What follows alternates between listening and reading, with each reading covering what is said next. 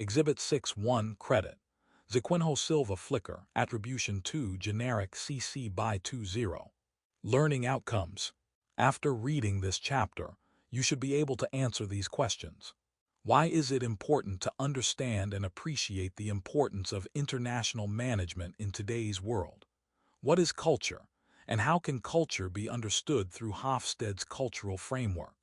How are regions of the world categorized using the globe framework, and how does this categorization enhance understanding of cross-cultural leadership? Why is an understanding of cultural stereotyping important? And what can students do to prepare for cultural stereotyping by looking at social institutions? What steps can you undertake to be better prepared for cross-cultural assignments? What are the main strategies that companies can use to go international? Why might it be necessary for a company to go international, and how might it accomplish this goal? Exploring managerial careers. Mike Schlater, Domino's Pizza. Domino's Pizza has more than 14,000 stores worldwide. As Executive Vice President of Domino's Pizza's International Division, Mike Schlater is President of Domino's Canada with more than 440 stores. Originally from Ohio, Schlater started his career with Domino's as a pizza delivery driver and worked his way up into management. Schlater saved his earnings, and with some help from his brother, he was able to accept the opportunity to have the first international Domino's franchise in Winnipeg, Manitoba, in 1983.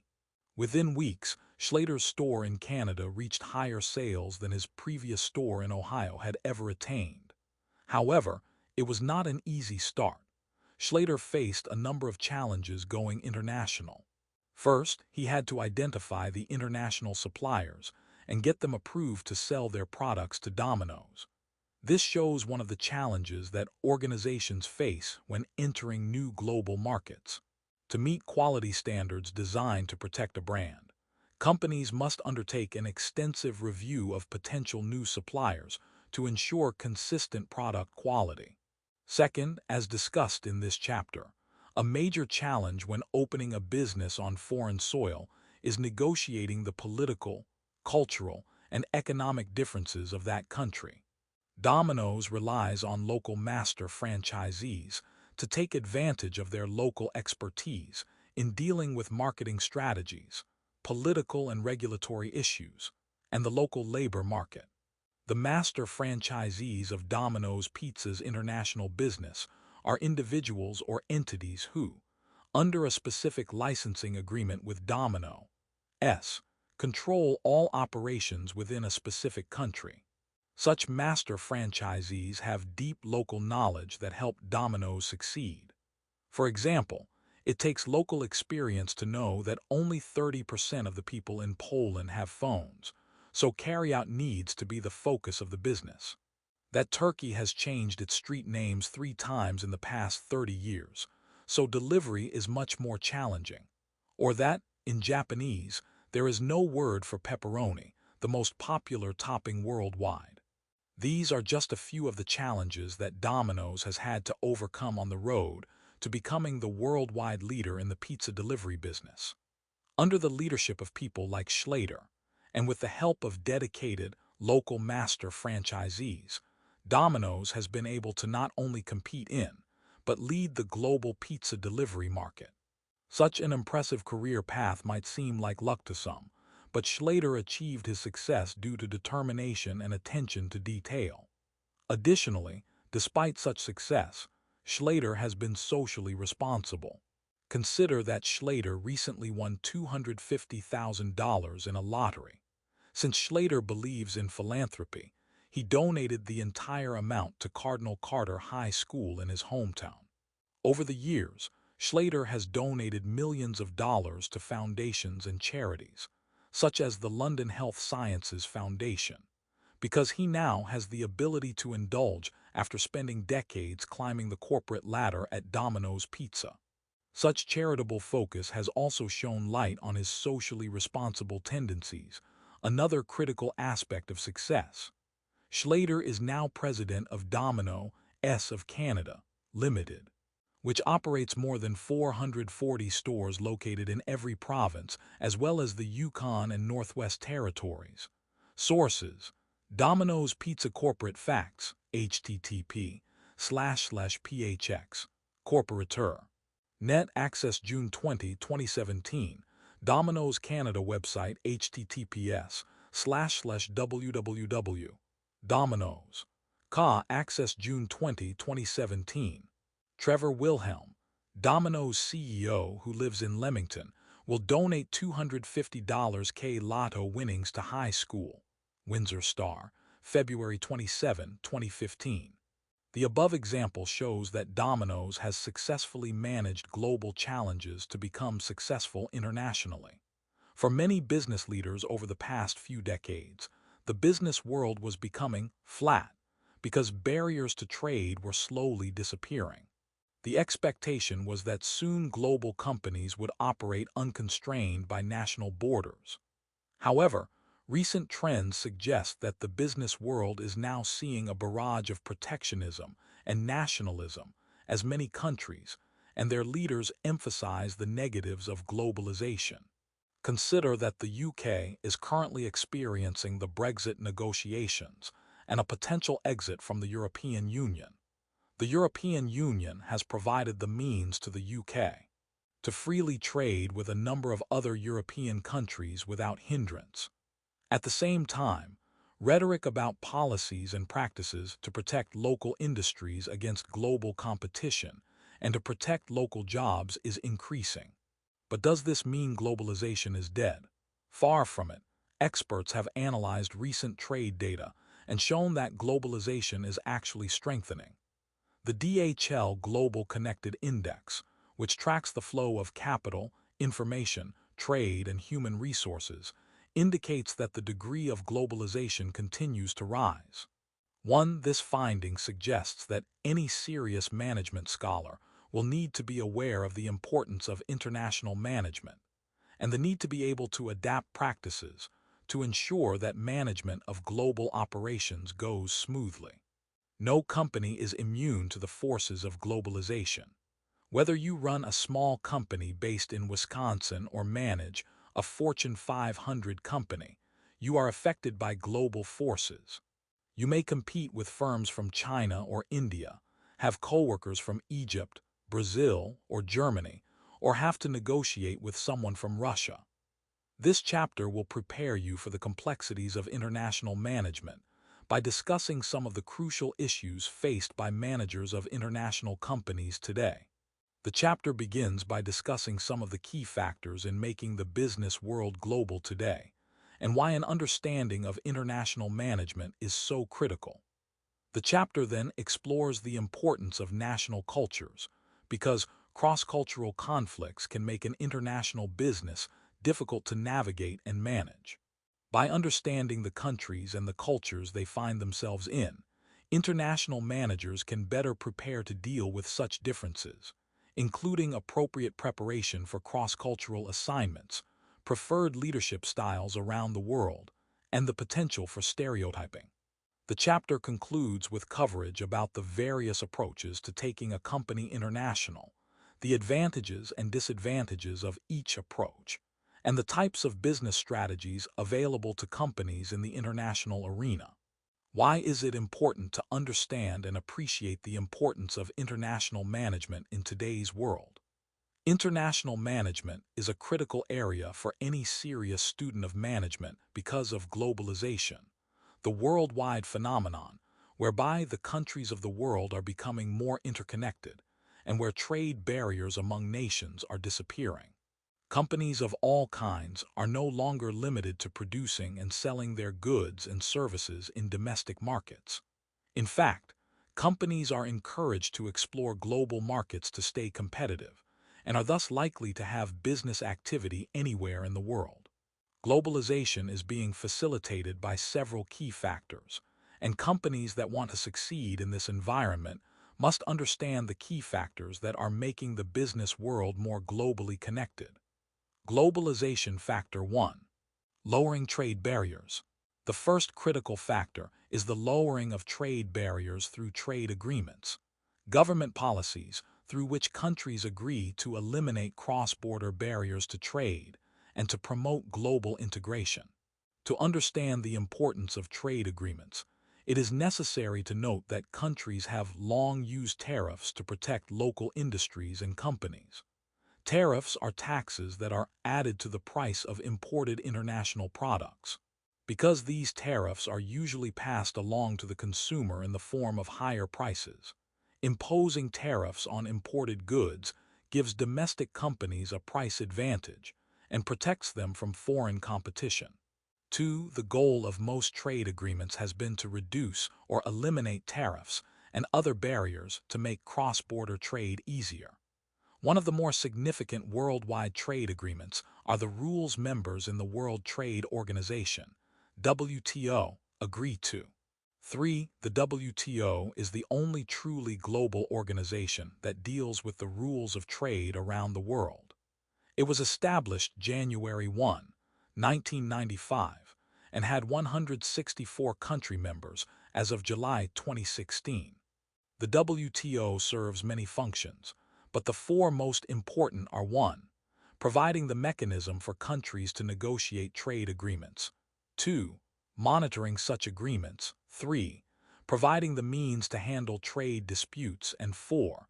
Providing training to less developed countries to implement agreements. Globalization Factor 2. Foreign Direct Investment. Foreign Direct Investment, FDI, refers to deliberate efforts of a country or company to invest in another country through the form of ownership positions in companies in another country. In 2017, global FDI flows amounted to USD $152 trillion. Exhibit 6.2 shows the top 15 recipients of FDI in 2016. As you can see, many of the world's developed economies, such as the US, Germany, Canada, and France, are among the top recipients of FDI. However, it is also important to note that many emerging markets, such as China, Brazil, Mexico, and India, figure prominently on this list.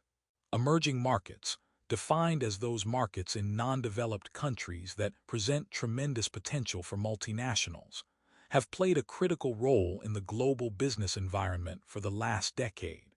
Countries such as Brazil, India, China, and South Africa have all experienced tremendous growth and are driving business trends. A vertical bar graph shows the top 15 recipients of foreign direct investment in 2016. Exhibit 6. 2. Foreign direct investment inflows from other countries based on UNCTAD, 2016, World Investment Report, 2016. An important consequence of the rise of emerging markets has been the growing importance of emerging market multinationals. Emerging market multinationals are influential companies from emerging markets that compete head-on with established multinationals and rewrite the rules of competition by using new business models. Consider the case of CEMEX, the Mexican cement manufacturer, ShopRite, the South African retailer, and WIPRO and Infosys, India's leading software companies. These emerging market multinationals are industry leaders in their fields and are pushing more established multinationals to the competitive edge. A photo shows the lateral view of a CEMEX's freight train with cement tank wagons running along a railway track. Exhibit 6. 3. A CEMEX train in Germany. Mexican company CEMEX, whose primary businesses are cement and concrete, has pursued a strategy of differentiation. It defines itself as a provider of solutions for builders and local governments, particularly in emerging economies, and for those seeking environmental sustainability.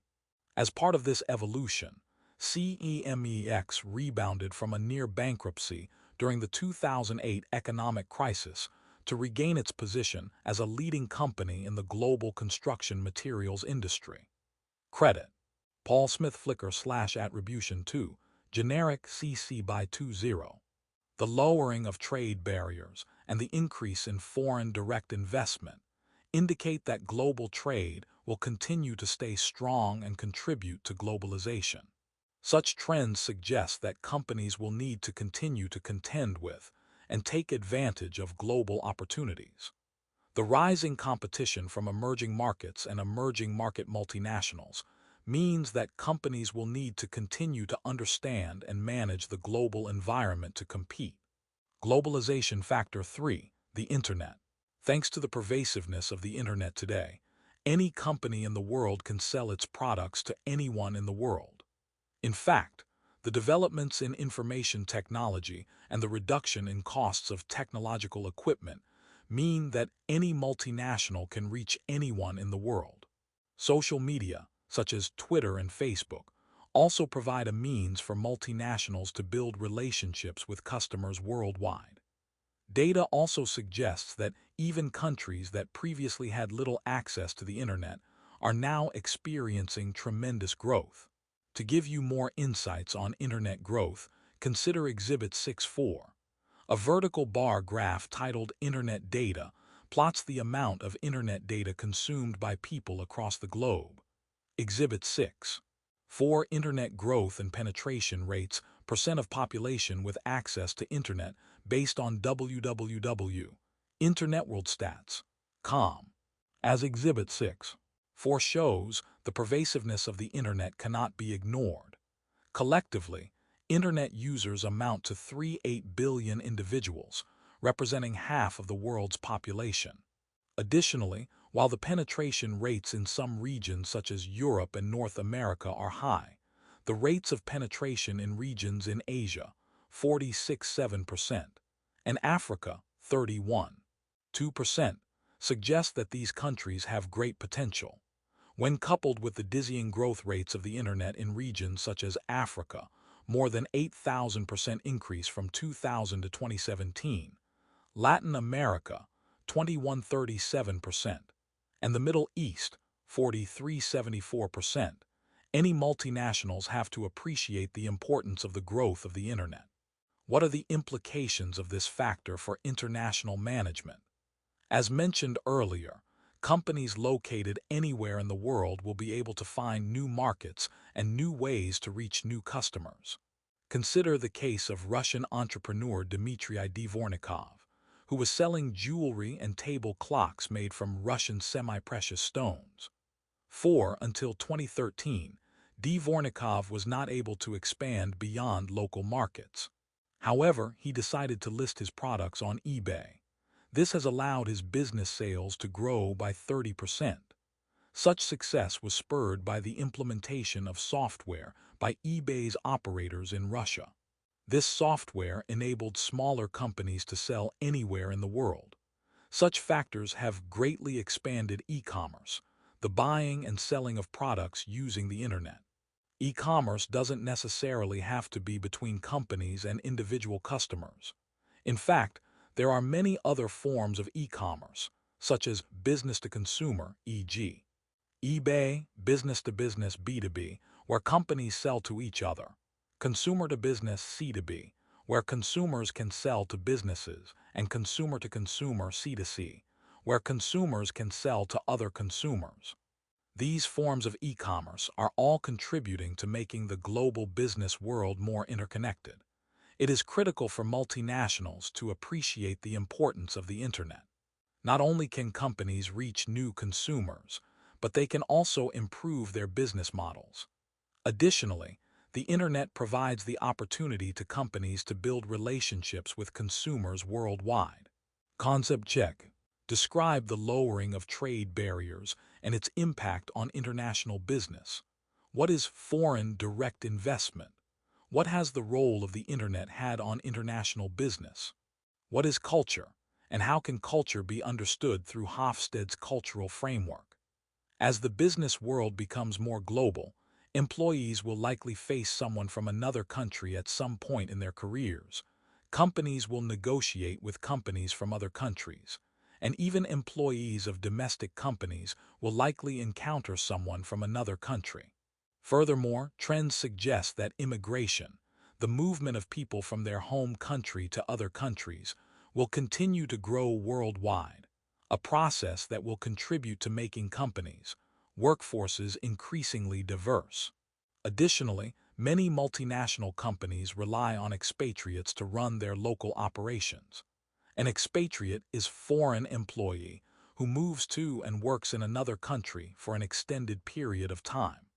All of these trends mean that during your career, you are likely to encounter someone from a different culture, and that the potential for cross-cultural tensions is high. It is therefore important for any international management student to understand culture to better prepare for dealing with such tensions. According to Geert Hofstede, a Dutch social psychologist, culture is the collective programming of the mind which distinguishes the member of one group or category of people from another. It tells people who they are, which behaviors are appropriate, and which are not acceptable in any society. It affects almost everything we do, see, feel, and believe. In fact, if you have heard of the American dream, where if one works hard, one can achieve one's dream, you are aware of one characteristic aspect of American culture. Consider any aspect of your life, and it is likely influenced by your culture. The food you eat, the clothes you wear, and even how you address your boss or teacher are influenced by your culture. Societies develop cultural norms, values, and beliefs to assist their members in adapting to their environments. Why is an understanding of culture critical to a manager in a global environment? As you have already seen, anyone from any country is likely to encounter someone from another country at the workplace. Such interactions can result in misunderstanding or tensions if not properly managed. Business magazines are full of examples of cross-cultural misunderstandings that have doomed relationships in business.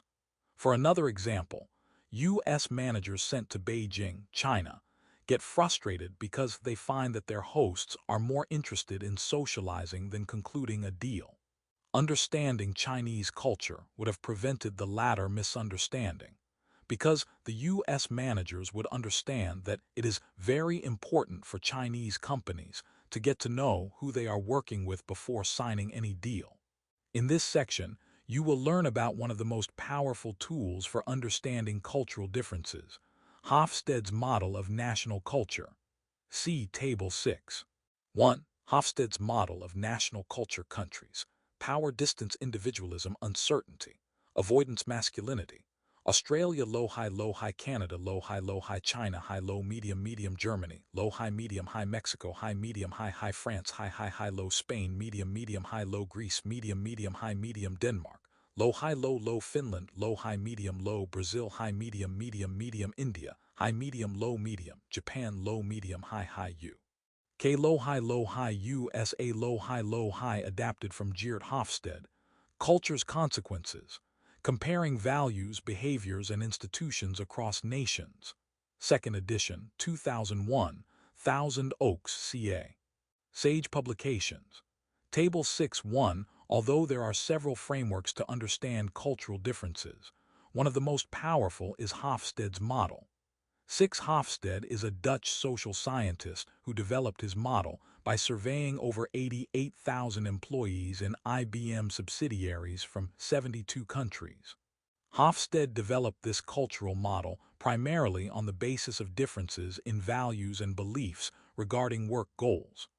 Hofstede's framework is especially useful because it provides important information about differences between countries and how to manage such differences. Recent reviews of research have shown the utility of Hofstede's framework for a wide variety of managerial activities, such as change management, conflict management, leadership, negotiation, and work-related attitudes. 7. Cultural Dimension 1. Power Distance. Hofstede's original survey of the more than 88,000 employees of the 72 countries revealed 4 major cultural dimensions. The first cultural dimension is power distance, the degree to which members of a society accept differences in power and authority. In societies with high power distance, people are more likely to accept that power inequality is good and acceptable. People in high power distance societies are more likely to accept that there are some powerful people who are in charge, and that these people are entitled to special benefits. In contrast, societies with low power distance tend to consider that all members are equal. Table 6.2 shows the levels of power distance and the other cultural dimensions discussed later in 15 selected societies. Hofstede scores range from 100, the highest power distance, to 0, the lowest. In the table, we break Hofstede's scores into high 7100, medium 4069, and low 039. Implications of power distance: type of work activity, high power distance, low power distance organizational structures, very centralized tall hierarchies with clear levels of managers, and subordinates flat organizational hierarchies, decentralized structures, managerial authority, concentration of authority at the top managers, rely on formal rules to manage authoritative managerial style and decision, making dispersed authority managers rely on personal experience, more consultative or collaborative forms of decision-making relationship with supervisors. Subordinates expect to be told what to do. Perfect boss is seen as one who is an autocrat. Information sharing constrained by hierarchy. Subordinates, often expected to be consulted. Ideal manager is seen as a democratic leader. Openness to sharing information. Other issues: wide salary gap between top and bottom of organization. Managers often feel underpaid and dissatisfied with careers. Low salary gap between top and bottom of company. Managers feel paid adequately and are satisfied. Adapted from Geert Hofstede. Culture's consequences: comparing values, behaviors, and institutions across nations. Second edition, 2001, page 107, 108, Thousand Oaks, CA, Sage Publications. Table 6.2 as Table 6.1 shows, many of the emerging markets in regions such as Asia and Latin America, such as India, Brazil, and Mexico, all have high power distance scores. In such countries, the concern for hierarchy and inequality in organizations is rooted in early socialization in the family and school. In these countries, children are expected to obey their parents and elders. When these children enter school, teachers assume the dominant role. Children must show respect, and they seldom challenge a teacher's authority. As these individuals take on work roles, the allegiance to teachers is transferred to bosses. Thus, people in high power distance societies will seldom question their supervisors. In contrast, Anglo countries such as the United States, Canada, and the United Kingdom have low power distance. In these countries, people do not expect power differences, and everyone is seen as an equal. Management implications of power distance. What are the implications of power distance for international management? Table 6.2 shows some of the key differences between high and low power distance societies for work-related issues. As you can see, it is important for managers to express their authority and know-how in high power distance societies. Subordinates expect clear directions from their managers and assume they will be told what to do. In high power distance societies, employees will often equate age with wisdom and seniority. For instance, if a multinational is sending people to negotiate in a high power distance country, they should send higher level and older managers if they want to be taken seriously. Cultural dimension 2. Individualism and collectivism. The second cultural dimension we consider here is individualism-collectivism. Individualism refers to the degree to which a society focuses on the relationship of the individual to the group. Collectivism refers to the degree to which a society focuses on the relationship of the group as a whole. In societies with high individualism or low collectivism scores, individuals are valued for their achievements and are rewarded and recognized for such achievements. In contrast, people who live in societies with low individualism, high collectivism, are seen as being part of a wider group, known as the in-group. The in-group includes the family, team, or social class, and how individuals relate to such wider groups is seen as important to their success. In other words, people's success is gauged by how others in their groups view and support them. Table 6.1 shows the levels of individualism in the selected 15 nations. We again see similar patterns whereby more Anglo cultures such as the US, Canada, and the UK have relatively high levels of individualism. In contrast, Asian, Latin American, and many emerging countries tend to have cultures that are either on the medium or low range of the individualism dimension. Table 6.3 shows some of the implications of individualism for management. The effects of most management practices are determined by whether they are done at a group or individual level. For example, in countries with low individualism, one will find that employees are hired and promoted mostly on the basis of association with a larger group, such as a university or high school. In such societies, emphasis is placed on loyalty, seniority, and age. To operate smoothly in such societies, companies need to appreciate the importance of the larger social group. Additionally, as Table 6.3 also shows, care should be taken in terms of how rewards are distributed. Rewarding individual team members in low individualism societies can result in tensions because the individual team member may become stigmatized. In such cases, rewards done on a group level may work best. Implications of individualism: type of work, activity, low individualism, high collectivism, high individualism, low collectivism. Relationship with companies. Employees act in the interest of in-group members of the family or same university. Employee commitment to company. Relatively low employee-employer relationships is almost like a family link. Employees act in their own interests. Employee commitment to organizations. High employee-employer relationship based on the market. Human resource management. Hiring and promotion takes in-group into consideration. Better to reward based on equality. Give everyone the same reward, rather than equity-based reward on work effort. Relatives of employees preferred in hiring. Training best when focused at group level. Hiring and promotions based on rules. Family relationships unimportant in hiring. Better to reward based on equity. Training done best individually. Other issues: belief in collective decisions. Treating friends better than others. Is normal support of teamwork. Less mobility across occupations. Personal relationships very critical in business. Belief in individual decision making. Treating friends better than others at the workplace is considered unethical. More mobility across occupations within company. Tasks and company prevail over personal relationships in business. Adapted from Geert Hofstede. Culture's consequences. Comparing values, behaviors, and institutions across nations. Second edition, 2001, page 169-170, Thousand Oaks, CA. Sage Publications.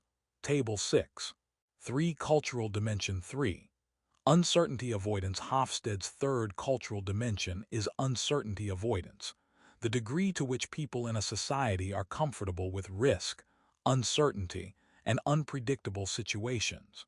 People in high uncertainty avoidance societies tend to want to avoid uncertainty and unpredictability. As a result, work environments in such countries try to provide stability and certainty through clear rules and instructions. In contrast, societies with low uncertainty avoidance are comfortable with risk, change, and unpredictability.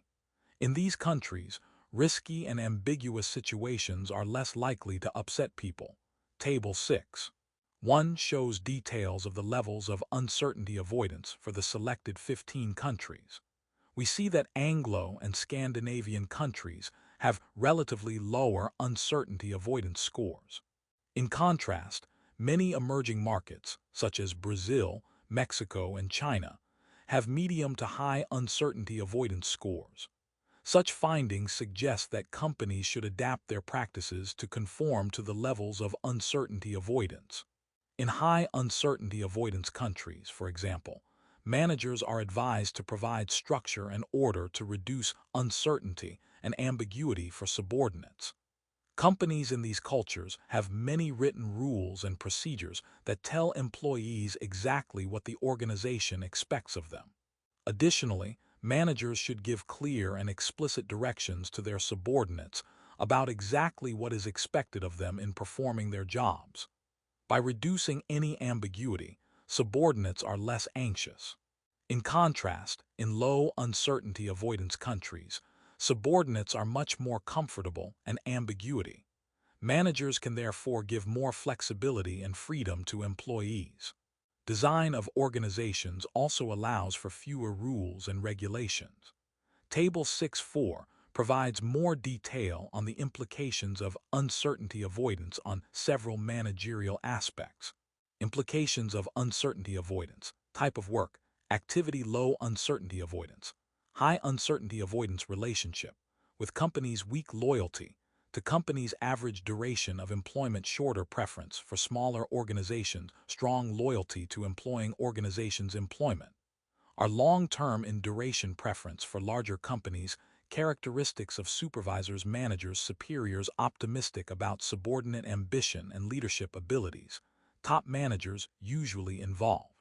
In strategy, power of superiors based on relationships and position, transformational leaders, preferred superiors pessimistic about subordinate ambition, top managers, often involved in operations, power of superiors based on control of uncertainties, hierarchical control roles, preferred entrepreneurship and innovation, innovators, feel less constrained by rules, renegade championing tolerance for ambiguity, in procedures and structures, innovation, welcomed innovators, feel constrained by rules. Rational championing, formalized management structures, innovation, resisted based on Geert Hofstede. Culture's consequences. Comparing values, behaviors, and institutions across nations. Second edition, 2001, page 169-170, Thousand Oaks, CA. Sage Publications. Table 6. 4. Cultural dimension. 4. Masculinity. The fourth and final dimension we consider is masculinity, the degree to which a society emphasizes traditional masculine qualities such as advancement and earnings. In high masculinity societies, work tends to be very important to people, gender roles are clear, and work takes priority over other aspects of a person's life, such as family and leisure. In addition, masculine societies emphasize earnings and achievements, and employees tend to work very long hours and take very little vacation time. Table 6.5 shows the masculine scores for selected societies. As the table shows, Anglo cultures such as the US and Canada tend to have high masculinity. This is not surprising given that both the US and Canada tend to have some of the highest number of hours worked. In contrast, Latin European countries such as France and Spain have much lower masculinity as reflected in the importance of leisure in these societies. Scandinavian cultures also reflect low masculinity, a characteristic that is consistent with the preference for quality of life in such countries. We also see that many of the emerging nations have medium to high masculinity. Table 6.5 provides some more insights into the implications of masculinity differences for work-related issues. As you can see, companies in high masculinity societies can count on very work-oriented employees. Multinationals are therefore advised to motivate their employees through pay and security. In contrast, individuals in more feminine societies tend to prefer interesting work and more leisure. Strong motivational policies in these societies emphasize a balance between work and leisure, and multinationals in such societies tend to have stronger policies catering to both genders. Implications of masculinity: type of work, activity, high masculinity, low masculinity relationship with work, live in order to work preference for high pay workers look for security.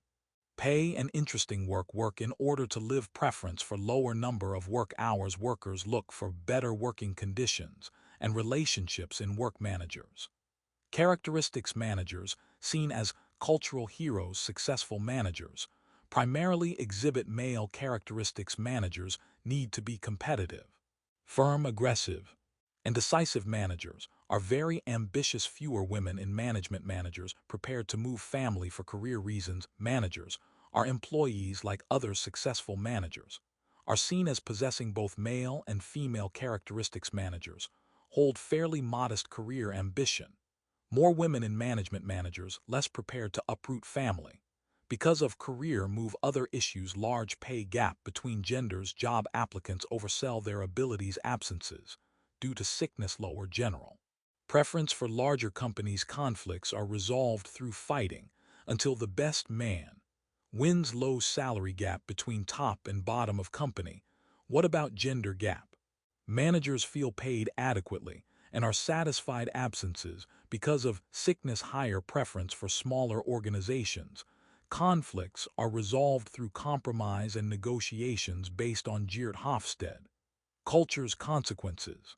Comparing values, behaviors, and institutions across nations.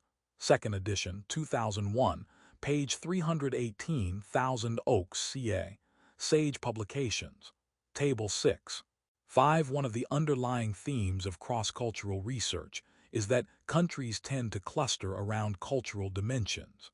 For instance, we saw how Anglo cultures, Latin American cultures, and Scandinavian cultures countries tend to share similar cultural characteristics. Such categorizations are useful because they help managers simplify their organizational world. Concept check. Describe Hofstede's approach to defining national culture. Describe power distance and its implications for managers in cultural contexts. Describe individualism versus collectivism and its implications for managers in cultural contexts. Describe uncertainty avoidance and its implications for managers in cultural contexts. How are regions of the world categorized using the globe framework? And how does this categorization enhance understanding of cross-cultural leadership? A second important cultural framework, the Global Leadership and Organizational Behavior Effectiveness (GLOBE) project, provides managers with an additional lens through which they can better understand how to perform well in an international environment. While the Hofstede framework was developed in the 1960s, the GLOBE project, developed in the 1990s, is a more recent attempt to understand cultural dimensions. 8. The GLOBE project involves 170 researchers from over 60 countries who collected data on 17,000 managers from 62 countries around the world. Similar to Hofstede, the GLOBE researchers uncovered 9 cultural dimensions. However, basing their work on Hofstede's cultural dimensions, it is not surprising to note that 5 of these dimensions are similar to those uncovered by Hofstede, namely 1. Uncertainty avoidance, 2. Power distance, 3. Future orientation, degree to which society values the long term, 4. Assertiveness orientation, masculinity, 5. Gender egalitarianism, femininity, 6. Institutional, and 7. Societal collectivism, similar to individualism, collectivism. The only 2 cultural dimensions unique to the GLOBE project are performance orientation, degree to which societies emphasize performance and achievement, and humane orientation, extent to which societies places importance on fairness, altruism, and caring. Similar to Hofstede, the GLOBE researchers categorized countries into clusters of countries with similar cultural characteristics. This categorization provides a convenient way to summarize cultural information for a larger number of countries and simplifies the task of the international manager attempting to manage effectively in countries within clusters. Because the clusters include societies with similar cultural profiles, similar cultural adaptations can be made. Although the GLOBE study identified 10 clusters, we will discuss only the 7 clusters most relevant for international managers. The Anglo cluster, the Confucian Asia cluster, the Germanic Europe cluster, the Nordic Europe cluster, the Latin America cluster, the Middle East cluster, and the Sub-Saharan cluster. Table 6. 6 shows these various clusters and the countries in each cluster.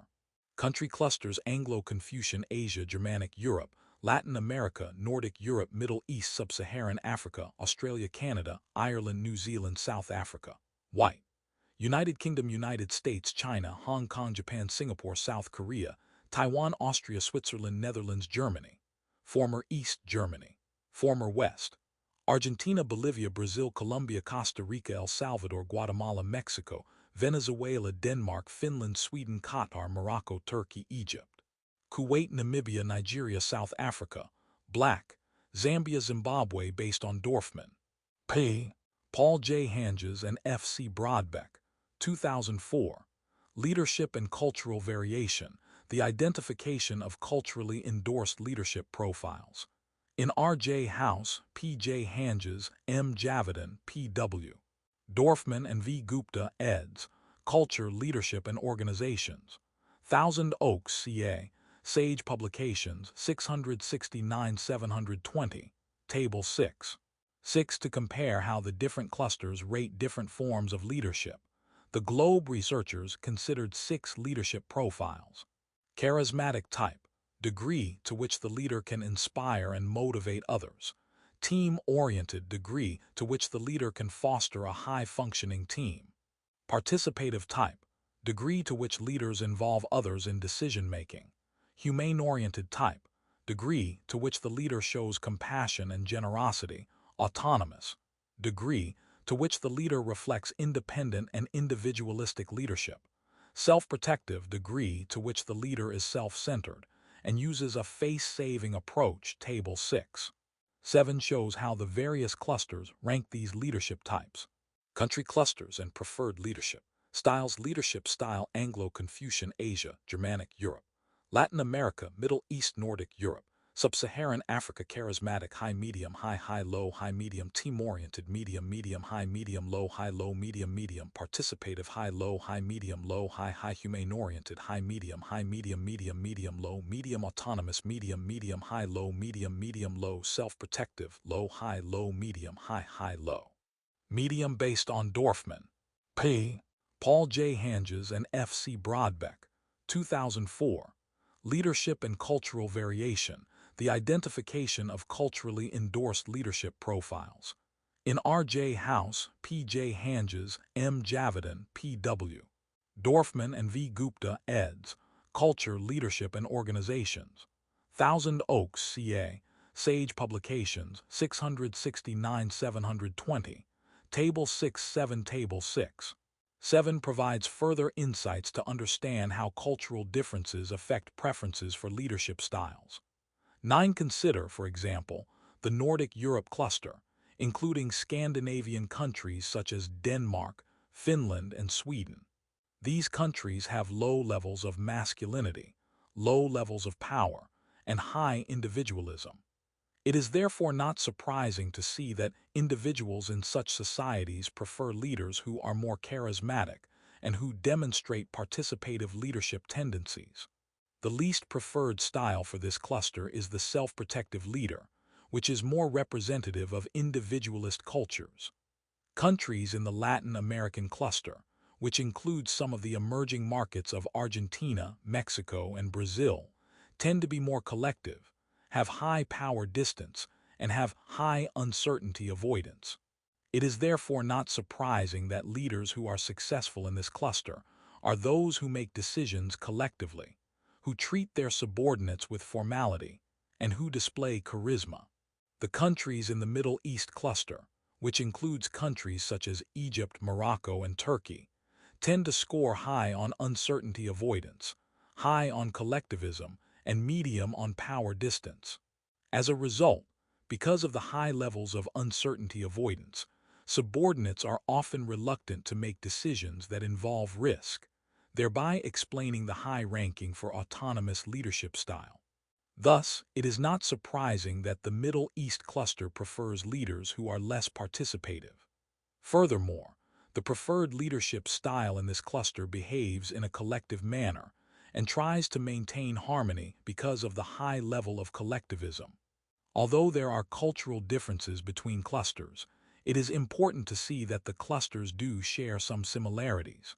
For example, the charismatic leadership style is preferred in all clusters except the Middle East cluster. In addition, Table 6-8 shows that the humane-oriented leadership style is preferred in all but the Nordic Europe cluster. In contrast, leadership styles based on individualist tendencies, such as the autonomous and the self-protective types, tend to be least preferred. Traits and behaviors that are universally admired and disliked: positively regarded traits, and behaviors across the world trustworthy, dependable, intelligent. Just honest, decisive plans ahead, effective bargainer, encouraging win-win problem solver, positive skilled administrator, dynamic communicator, motivator, informed confidence builder, team builder, negatively regarded traits and behaviors across the world, loner, egocentric, antisocial. What does this mean? Is it different from antisocial? Ruthless, not cooperative, dictatorial, non-explicit, based on Den Hartog, Deanne N., Robert J. House, Paul J. Hanges, Peter W. Dorfman, S. Antonio Ruiz Quintana, and 170 Associates, 1999. Culture-specific and cross-culturally generalizable implicit leadership theories are attributes of charismatic transformational leadership universally endorsed. Leadership Quarterly, 10, 219-256, Table 6. 8. The Globe team also found that a number of traits, such as being honest, trustworthy, positive, and dynamic, were viewed positively worldwide and were endorsed irrespective of national culture.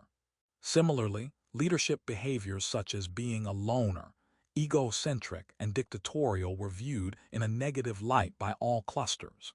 Table 6.8 shows which traits are viewed as positive and which are viewed as negative by the various clusters. Summary: in this section, we have learned about the various tools that managers can use to understand and prepare for cross-national differences, and how they impact behaviors of employees across multinational corporations. We've also seen that there are many similarities among cultures. Relying solely on such frameworks to understand a culture can be misleading, however.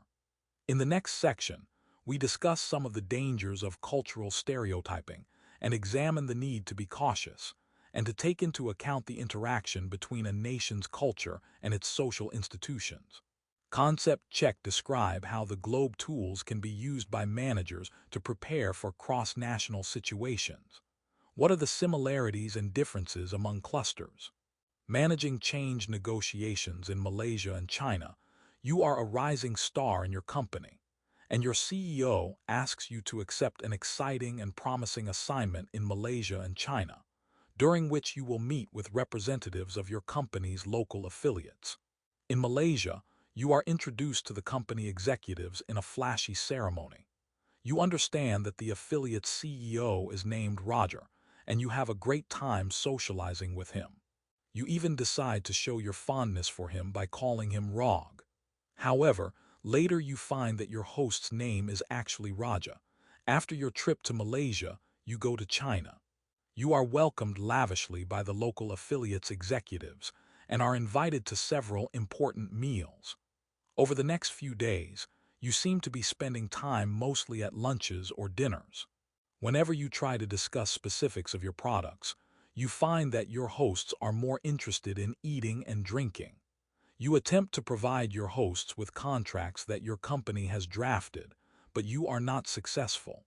Despite your reservations, you return home feeling strongly about your efforts. However, your CEO soon asks to meet with you. During the meeting, she mentions that neither the Malaysian company nor the Chinese company is interested in doing further business with your company. In fact, both companies decide to go with competitors. The CEO wants to know what happened, and you need to figure out what went wrong. Discussion questions discuss where the United States, Malaysia, and China stand on Hofstede's cultural dimensions. What are the implications of the above differences for how business is conducted in Malaysia and China? How can these cultural differences explain why you were not successful? What should you have done differently? Why is an understanding of cultural stereotyping important? And what can students do to prepare for cultural stereotyping by looking at social institutions? The above sections provided you with some strong insights into cultural differences. However, despite these observations, cultural scholars often find examples where cultural realities don't necessarily fit neatly or completely into the categories proposed by models. Consider, for instance, that American managers tend to think of themselves as very egalitarian and will typically ask their subordinates to address them by their first name. American managers will also encourage subordinates to share their views on work-related matters. In contrast, Japanese managers are often seen as autocratic, and decisions are driven by those at the top. The implications of such preferences suggest that American managers are more likely to make decisions that reflect the egalitarian position of incorporating subordinates' views. In contrast, the Japanese managers are expected to make decisions on their own, with little input from subordinates. As a result, when American teams and Japanese teams work together, there is often intense confusion. Such confusion stems from the observation that, although American managers tend to be viewed as egalitarian, in reality they are not, and decisions are often made unilaterally by those at the top. At the same time, Japanese managers tend to prefer consensus-based decisions even though they are seen as autocratic. As detailed by Aaron Mayer, a professor at INSEAD 10, the above preferences are often sources of friction when American and Japanese teams work together. Such confusion often occurs because American managers believe that Japanese managers have authority because of the Japanese culture's autocratic preferences. The incident of what happened when Suntory, a Japanese whiskey manufacturer, became the majority holder of Jim Beam, an American bourbon maker, clearly illustrates the resulting conflict. When a critical decision had to be made, a Jim Beam manager went to Japan to present the proposal to a Japanese manager, thinking that the manager would have the authority to make the decision. However, the Jim Beam manager found that he was not able to have any effect during the meeting because a decision had already been made by consensus. The above example shows an instance of a cultural paradox, where the insights from an understanding of culture may not necessarily coincide with reality. 11. Why would Japanese managers, who are often perceived as autocratic, take the time to make decisions by consensus? As another example of cultural paradox, the Japanese tend to have a low tolerance for uncertainty because of their high uncertainty avoidance, yet they will often have contracts that incorporate significant ambiguity. In contrast, Americans, who are much more comfortable with uncertainty, write very explicit contracts. If an international management student or manager doesn't appreciate the importance of cultural paradoxes, they can engage in cultural stereotyping. Cultural stereotyping occurs when one assumes that all people within a culture act, think, and behave the same way. While national cultures can provide a lens to gain insights into a country, broad generalizations may not necessarily be helpful. In such cases, it is much more prudent to be cautious and to understand that there are significant differences among people within a culture. The role of social institutions in international management. Recent research examining Hofstede's work provides some evidence of the need to be cautious about using culture as the only source of understanding of societies. 12. The researchers examined the ongoing assumption that all residents of a given country will behave according to broad cultural norms, and found that 80% of variation in cultural values is actually within countries. In other words, the assumption that people between countries are more different than people within a country may not be accurate. The researchers actually found that other cultural factors pertaining to people's occupations or the country's wealth also play a critical role. These findings suggest that other factors besides national culture need to be examined. One of these factors is a country's social institutions. A social institution is a complex of positions, roles, norms, and values lodged in particular types of social structures, and organizing relatively stable patterns of human resources with respect to fundamental problems in sustaining viable societal structures within a given environment. 13. In other words, as you see below, social institutions such as education and the degree of social inequality have an impact on how individuals within a society behave. Similar to national cultures, social institutions have strong effects on how people think, act, and behave. While there are many social institutions in any given country or culture, we limit ourselves to the three institutions that are most relevant in the workplace: social stratification, level of education, and religion. Social stratification refers to the degree to which social benefits are unequally distributed, and those patterns are perpetuated for life. 14. These social benefits include wealth and distribution of income. Through school and parenting, children are taught to accept such inequality, and over time it becomes a solidly established, taken for granted fact of life. Because the level of social stratification in a country impacts how work elements are perceived, it is important for managers to understand a country's level of social stratification. Current research suggests that the level of social stratification typically results in societies where only the privileged few have access to jobs with work-related advantages, such as the ability to work at enriched jobs that can contribute to personal growth, or that may not be under close supervision. In countries with a high level of social stratification, employees may not have a very positive outlook of work. The same research shows that employees in countries with high levels of social inequality tend to have lower levels of attachment to their work.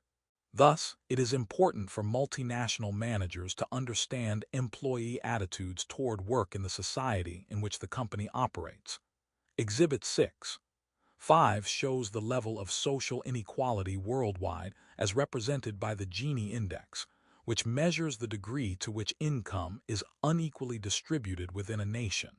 Countries such as South Africa, Lesotho, Namibia, Hong Kong, and Colombia have some of the highest Gini indices, indicating great social inequality.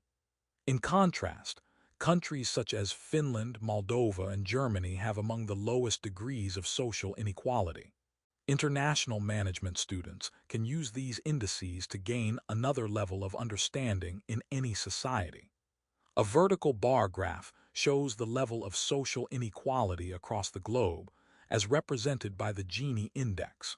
Exhibit 6.5 Level of social inequality based on CIA World Factbook, https://www.cia.gov/library/publications/the World Factbook/rankorder/2172 rank. HTML Education. A second social institution is education, the socializing experiences which prepare individuals to act in society. Education plays a critical role in socializing individuals into expected norms in their society. One of the critical ways countries differ is on the level of education. In some countries, such as the United States and Western European countries, education is accessible to most members of societies. In other societies, such as many found in Western Africa, South Asia, and Latin America, however, education may be much more elitist and not as accessible to the members of the population. How does education affect the workplace? Research shows that education has an impact on many aspects of work, including employee attachment to work and gender roles. For example, in a study of 30,270 individuals from 26 countries, the findings show that the more accessible education is, the less likely people are to attach to work. 15. The researchers argue that the more individuals have access to education, the more likely they have the means to feel satisfaction in life, and the less likely work plays a critical role. In contrast, where education is less accessible, individuals have to rely on their work to achieve desired rewards. Another study shows that education also affects how managers view gender roles. 16. Examining a sample of over 1,500 managers located in 19 countries, the study finds that greater accessibility to education affects managers' perception of gender roles. Specifically, in societies with more access to education, managers had less traditional views about the role of women in society and were therefore more open-minded about women in the workplace. The above findings also point to the importance of education as an influence in society. Societies and individuals that have similar levels of education accessibility may behave more similarly irrespective of cultural differences. Astute international managers are therefore well advised to take such issues into consideration when managing international operations. Religion, the final social institution we consider, is religion, the shared set of beliefs, activities, and institutions based on faith in supernatural forces. 17. Religion has always been and continues to be an extremely critical aspect of the international business environment. Most countries have seen a strong growth in popularity of religions. For instance, Islam continues to gain new adherents in many parts of the world. Similarly, the tremendous growth of Protestantism in Latin America and the sustained role of Hinduism in Indian society all suggest that religion has significant influences on societal members as well as the businesses they operate in. In this section, we first consider the major types of religions in the world. 18. Exhibit 6. 6 shows that Christianity remains the world's dominant religion, representing around 31% of the world's population, or 2.3 billion of the 7.3 billion individuals in the world. Adherents of Islam follow, representing 24.1% of world's population, followed by Hindus, 15.1%. The other substantial religion is Buddhism, practiced by 6.9% of the world's population. Finally, Judaism is practiced by only 0.2% of the world's population. A circle graph shows the major types of religions in the world. Exhibit 6. 6 religions of the world based on Pew Research, http://www.pewresearch.org. Fact Tank 2017. 0405 Christians remain world's largest religious group, but they are declining in Europe given that Christianity, Islam, and Hinduism represent around 70% of the world's population. We will look at a brief description of each of these religions and their implications for the workplace. 19. Christianity. Christianity is a faith based on the life, teachings, death, and resurrection of Jesus.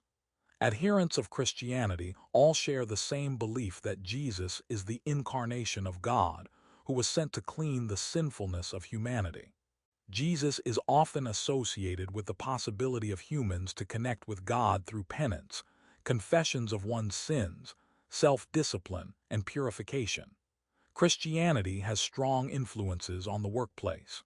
For example, the impact of Protestantism, a branch of Christianity, on the development of capitalism is seen as evidence of the link between religion and the economic structuring of societies. Through Protestantism, wealth and hard work were for the glory of God.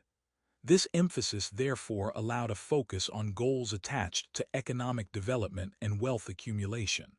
This belief explains much of the sustained development of capitalism in the Western Protestant societies. International management scholars recognize that Christianity is generally supportive of business and wealth, and so multinationals located in countries where a majority of people are Christian should expect to face an environment in which work and accumulation of wealth are celebrated. Additionally, recent research also shows that Christianity even affects levels of entrepreneurship in a society. 20. In that study, researchers examined data from a sample of 9,266 individuals from 27 predominantly Christian countries. The study looked at the impact of different manifestations of Christianity on entrepreneurship and found that Christianity encouraged entrepreneurship, especially in societies characterized by strong knowledge investments in research and development. This study provides further evidence that Christianity supports economic development. Islam, the essence of Islam, the second largest of the world's religions, is described in the Quran as the submission to the will of Allah God. It has adherents primarily in Africa, the Middle East, China, Malaysia, and the Far East, but is growing rapidly in many countries, especially in Europe. Current evidence suggests that Islamic societies are generally supportive of work and accumulation of wealth as well as entrepreneurship. However, there are some Islamic principles to which multinationals must adhere if they are to succeed in primarily Islamic nations. Muslim society is very heavily influenced by Islamic standards and norms. Islam provides encompassing guidance in all spheres of life, both social and economic. In fact, the practicing Muslim lives by adhering to the 5 major pillars of Sharia law. Shahada or confession, believing and professing the message of Allah prayer, must pray 5 times a day while facing Mecca, the spiritual home of Islam, zakat, or almsgiving, the need to donate a portion of one's income to others to help reduce greed and inequality, fasting, the avoidance of eating, including the obligatory fast during the month of Ramadan, the Hajj, or pilgrimage to Mecca. All Muslims who can make the pilgrimage are expected to do so at least once in their lifetime. These are all important aspects of Islam that have significant implications for the business environment. For the multinational operating in Islamic nations, these pillars provide important guidance. For instance, managers are advised to provide employees with space and the opportunity to pray. Additionally, adherents of Islam also fast for a month during the month of Ramadan. During that month, Muslim employees are not allowed to eat, drink, smoke, or even take medicines from dawn until dusk. Ramadan is considered holy, and multinational companies should expect their workers to be more concerned with sacred matters and a heightened spiritual atmosphere during this time. Therefore, multinational managers are advised to take steps to ensure that business activities are not disrupted during Ramadan. Another implication of Islam for global business is that interest is viewed as profits generated without wealth and is therefore prohibited. In most Islamic countries, governments have instituted financial laws that therefore see interest as illegal. For any company with operations in a Muslim country, the prohibition of interest presents a serious challenge both in terms of access to loans as well as repayment of obligations. Multinational companies are therefore strongly advised to work with local banks and financial institutions to find creative ways to pay interest in the form of profit sharing or other financial transactions. Hinduism finally, Hinduism is represented by all those who honor the ancient scriptures called the Vedas. There are currently around 760 million Hindus residing in India, Malaysia, Nepal, Suriname, and Sri Lanka. Unlike Christianity or Islam, Hinduism has significant variations in practices and rituals, leading some experts to suggest that there are no central traditions. Other experts suggest that the quest for Brahman, the ultimate reality and truth and the sacred power that pervades and maintains all things, is the ultimate quest for many Hindus. Similar to the other religions, Hinduism has implications for the way business is conducted. One of the facets of Hinduism is the caste system, which refers to the ordering of Indian society based on 4 occupational groups: 1. Priests, 2. Kings and warriors, 3. Merchants and farmers, and 4. Manual laborers and artisans. Although the caste system is illegal in India today, its original purpose was to create a system that would subordinate individual interests to the collective good. Unfortunately, the caste system became a legitimate way to discriminate against the lower castes. The system remains a dominant feature of life in India today, and multinational companies operating in India must be aware of it. For instance, having a member of a lower caste supervise higher caste individuals can be problematic. Additionally, members of lower castes may face promotion ceilings in organizations because of their caste membership. Nevertheless, it is critical for multinationals to play a critical role in reducing discrimination that is fostered by the caste system. Many companies located in India, such as Infosys, have implemented programs to train lower caste members to get jobs. Finally, it is important for multinational managers to appreciate Hindu beliefs. One of the most relevant beliefs is that Hindus consider cows sacred. Companies such as McDonald's have been very careful to honor this belief and only offer foods that do not include beef products. Multinational managers also need to be aware of the various Hindu festivals and celebrations, because employees generally expect time off and gifts for holidays such as Diwali, the Festival of Lights. Summary: this section presented some of the social institutions that may bring a deeper understanding of cross-national differences. Relying solely on national culture dimensions may not be useful in the presence of cultural paradoxes. Carefully understanding a nation's social institutions can therefore bring additional insights into better international management. Concept check: describe the social institutions that can provide a deeper understanding of cross-national differences. How can managers use insights from Hofstede and Globe in conjunction with an understanding of social institutions? What steps can you take to be better prepared for cross-cultural assignments? At some point in your career, you are very likely to be asked to be involved in cross-cultural operations. You may encounter employees from other countries in the local company you work for, or your company may send you to another country to run international operations. When these situations arise, you will need to be prepared to manage cultural differences. In this section, we discuss some of the things companies and individuals can do to better prepare for cross-national differences. One of the goals of any cross-cultural training is to increase an employee's cultural intelligence. Cultural intelligence refers to individuals' capabilities to function and manage effectively in culturally diverse settings. 21. The culturally intelligent manager is someone who can operate without difficulty in cross-national settings. Recent research suggests that cultural intelligence is made up of 4 dimensions. A cognitive dimension, focusing on the individual's knowledge of values and practices inherent in the new culture, acquired through education and personal experiences. A metacognitive dimension, which reflects an individual's ability to use cross-cultural knowledge to understand and adapt to the cultural environment they are exposed to. A motivational dimension, which reflects the ability and desire to continuously learn new aspects of cultures and adapt to them.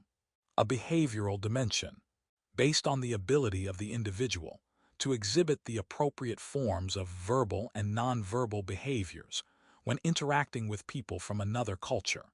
To give you more insights into the cultural intelligence measure, Table 6.9 provides some representative statements used to gauge a person's understanding of these 4 dimensions of cultural intelligence, various aspects of cross-cultural interactions. Cultural intelligence statements.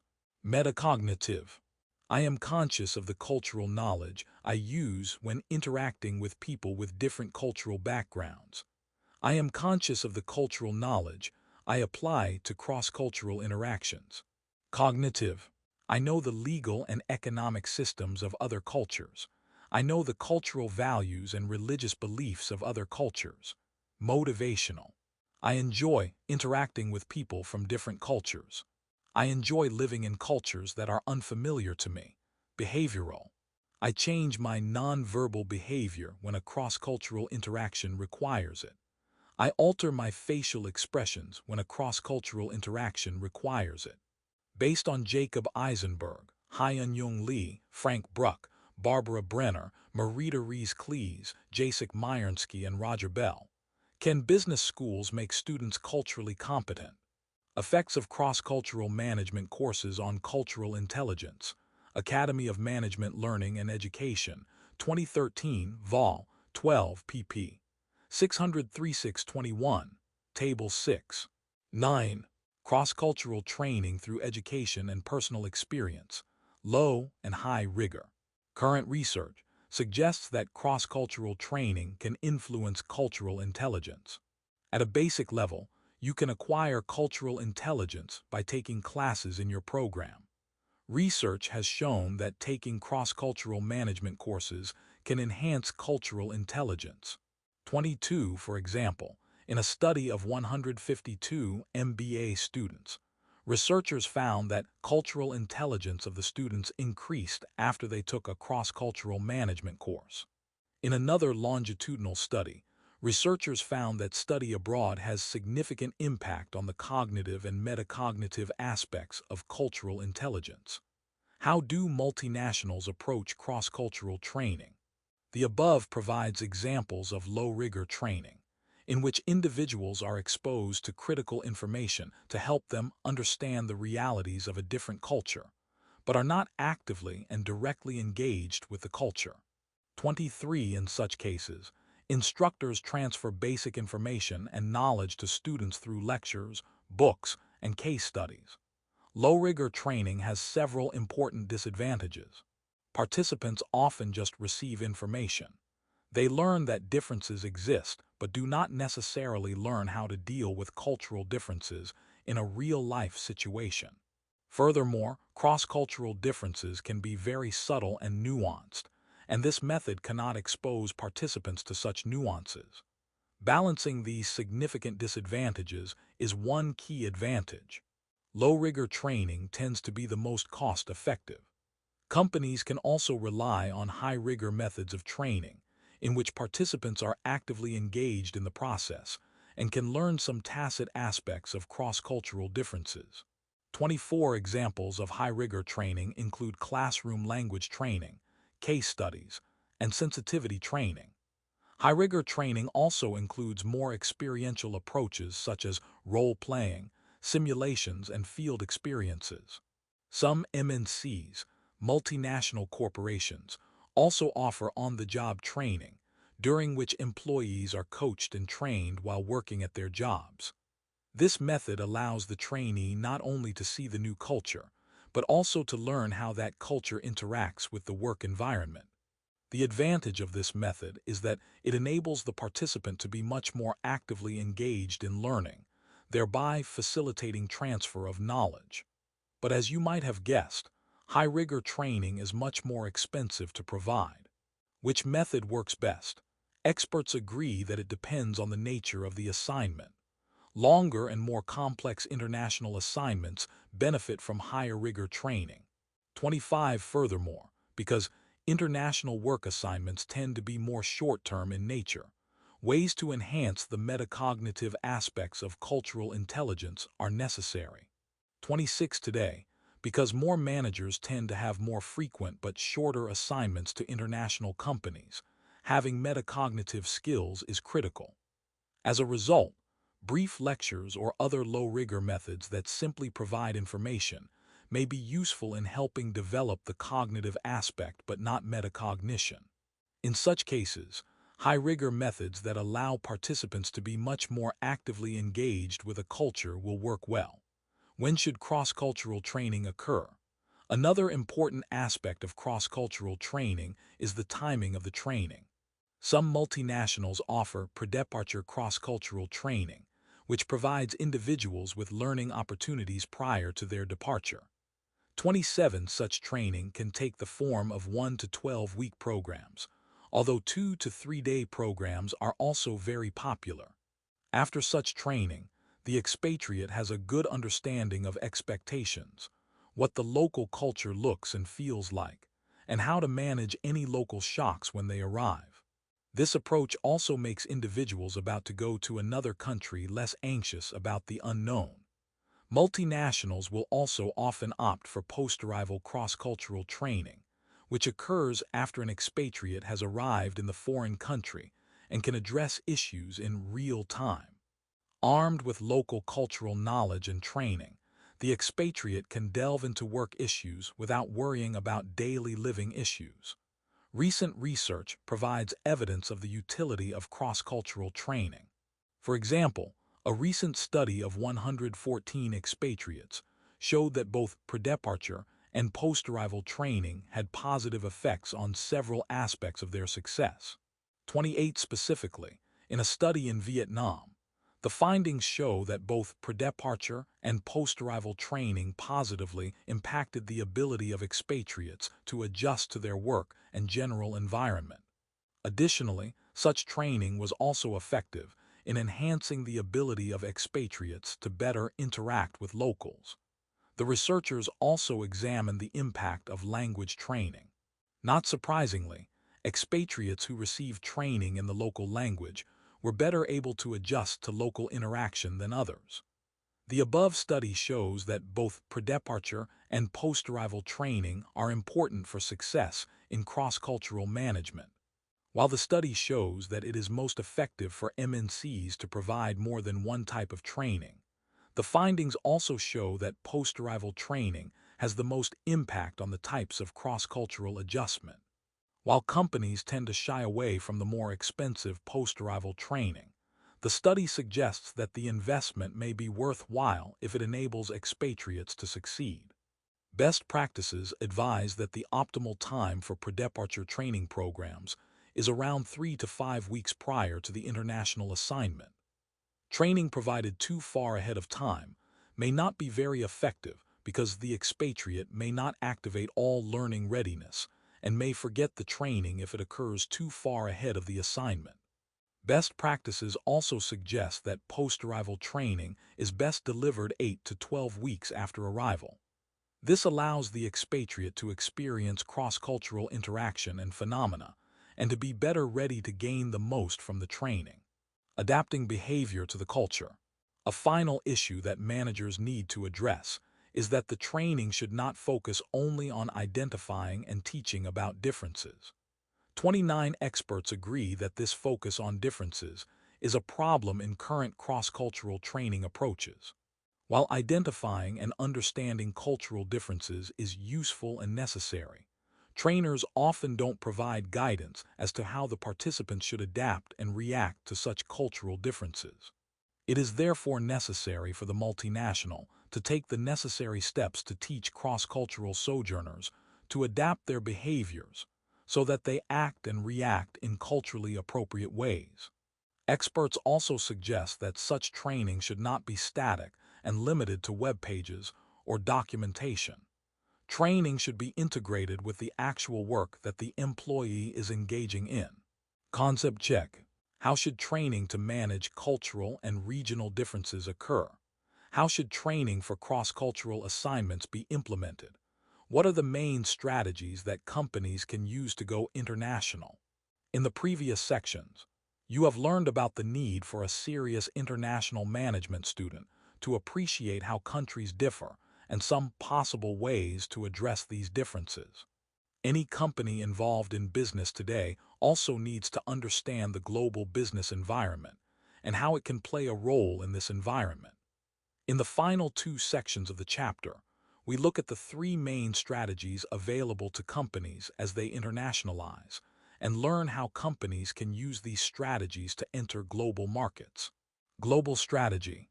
Companies can choose to pursue one of 3 main strategies. A global strategy, whereby all operations and activities are managed fairly similarly worldwide. A regional strategy, whereby activities and operations are adapted to regional requirements. A local strategy, whereby the company's operations are adapted to fit specific countries. Global strategy. A global strategy is based on the assumption that the world is extremely interconnected and that patterns of consumption and production are fairly homogeneous worldwide. 30 In such cases, the company simply extends its domestic strategy to the global arena.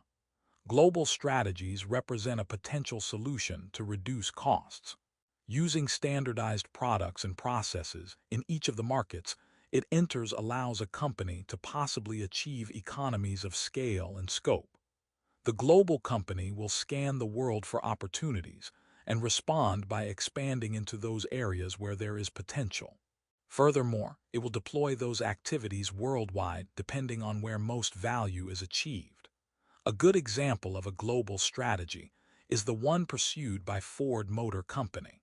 31 Ford has decided that electric cars will be the vehicles of the future, and it is therefore pursuing a global electrification strategy, whereby it will use a global platform across many different models and styles. For instance, Ford is now using the C platform to make a variety of vehicles ranging from compact cars, e.g., the Ford Focus, to larger 5-passenger cars, e.g., the C-Max.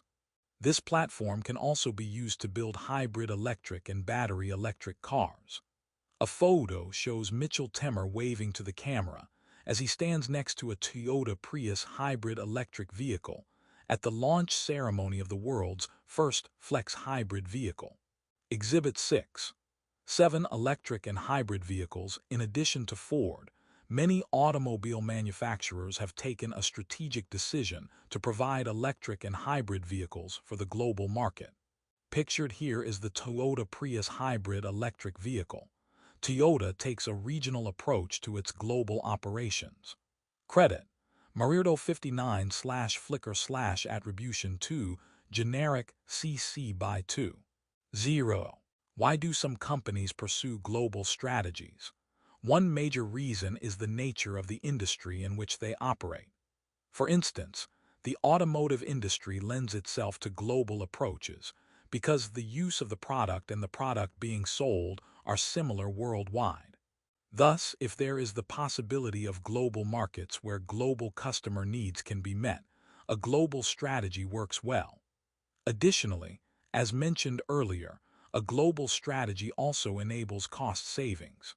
Because activities are not being adapted to local needs, a company can enjoy the benefits of having the same operations worldwide and enjoying synergistic benefits. Current discussion of research suggests that few companies are truly global. A recent examination of the Fortune Global 500 companies found that only 9 companies were truly global as measured by how sales were globally distributed across a number of countries. These companies include Canon, Coca-Cola, Flextronics, IBM, Intel, LVMH, Nokia, Philips, and Sony. Regional strategy. A regional strategy is one in which the company decides that it makes sense to organize its functional activities, such as marketing, finance, etc., around geographical regions that play a critical role in terms of sales. Toyota is an example of a company that has successfully implemented a regional strategy. Because regions such as Europe and North America are sufficiently large but different markets, Toyota has decided that it is worth customizing its operations by regions. In this case, the company has several regional offices that operate independently of Japanese headquarters. A regional strategy is appropriate if companies find that the benefits from dispersing their activities far outweigh the benefits of coordination. For Toyota, having independent units based on regions makes a lot of sense because each region has specific needs that can better be addressed with a regional rather than a global approach. For instance, consider that the price of gasoline is significantly higher in Europe than in the United States. Using a regional approach to the design and manufacture of more or less fuel-efficient cars makes much more sense than having a one-size-fits-all car designed for a global market. Local strategy. The local strategy is the one in which a company adapts its products to meet the needs of the local market. For instance, experts argue that despite the perception that customers want global products, significant cultural and national value differences still suggest that some level of customization is necessary. This is especially critical for some functional areas, such as marketing. People across cultures have different purchasing and usage habits. Furthermore, they respond differently to promotional campaigns and other advertising messages. In such cases, a local strategy may be necessary. An example of a local strategy is McDonald's product offerings in India. 32. Given the taste and vegetarian preference of India, as well as the consideration that cows are sacred, the company famous for its hamburgers does not offer any beef or pork products. Rather than offend its customers, McDonald's restaurants in India offer burgers made of potatoes and peas, Makaloo Tikki. Burgers made of beans, green peas, onions, and carrots, McVeggie. And burgers made of paneer, India's cheese, McSpicy paneer. The only meats that McDonald's sells at its restaurants in India are chicken, chicken, and fish. Furthermore, the products are adapted to fit the local preference for spicy foods, and offerings such as the masala grilled chicken and the McSpicy chicken. Despite the attractiveness of a local strategy, it is not without disadvantages. The local strategy is much more costly because it requires companies to duplicate resources and departments around the world. Additionally, because of the differences in local activities and operations, it may be difficult for the company to achieve learning or cost savings across subsidiaries. The nature of some markets, however, may require that a local strategy be adopted. Managerial leadership. From regional to global. Bayer Crop Science is a division of Bayer, a leading global company based in Leverkusen, Germany. The Crop Science Division's main goal is to be able to produce enough food, feed, fiber, and renewable raw materials for a growing world population on the limited land available. 33. It has been involved in many of the latest innovations in agriculture, such as developing apps for farmers to help them understand their crops, climates, and so on, and developing the ability to use drones to assess crop quality. One of Bayer Crop Science's units is the Global Public and Government Affairs (GPGA) division, which is in charge of monitoring and proactively complying with local government policies. In 2012, Bayer Crop Science had a large number of independent country GPGA divisions that acted independently, thereby limiting collaboration and cooperation. As a result of this regional strategy, as described earlier, critical information about policy priorities from different regions was slow to reach headquarters, and Bayer Crop Science was not able to quickly address policy challenges worldwide. In 2013, Bayer Crop Science hired Lisa Cohen to implement a more global strategy in the GPGA division. 34. Her main task was to make the GPGA division a truly global organization. To accomplish her task, she first traveled extensively around the world to meet with the business unit leaders and the public affairs team members. Through this process, she wanted to engage with the key stakeholders to prevent any resistance to change from building up. During these meetings, she discovered that the various local and regional GPGA units had deep knowledge that would greatly help Bayer Crop Science face and manage public policy issues all over the world.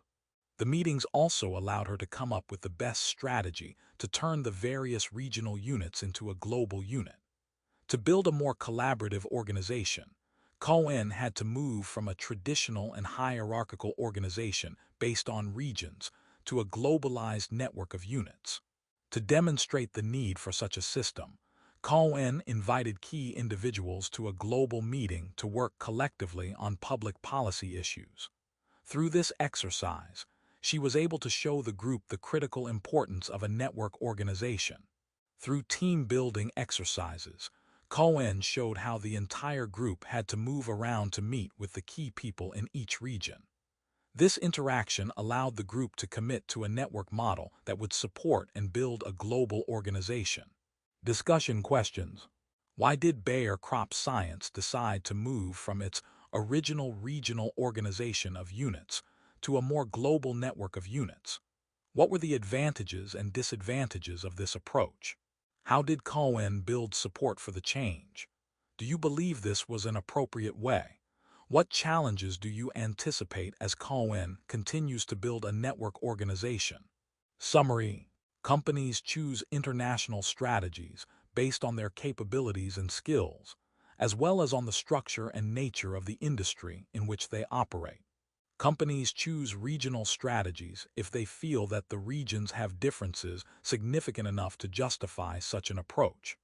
In contrast, companies elect a global strategy if they believe they have global products that can satisfy global consumer needs. It is important to note, however, that companies rarely adopt the pure forms of strategy as we've described them. Many companies adopt hybrid structures, where some functional areas may be approached globally, while other activities may be approached more regionally or locally. Concept check. How and why do companies take various approaches to global operations? Why might it be necessary for a company to go international, and how might it accomplish this goal?